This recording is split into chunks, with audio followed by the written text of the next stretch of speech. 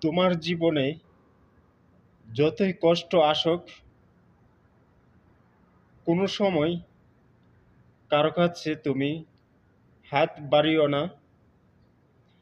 নিজের শক্তি দিয়ে তোমার পরিস্থিতিকে তুমি মোকাবেলা করো। তবুও তুমি কারো দরজায় হাত বাড়িও না। নিজের পরিশ্রম দিয়ে তোমার এখন বর্তমান সময়কে তুমি নিজেই বদলাতে হবে।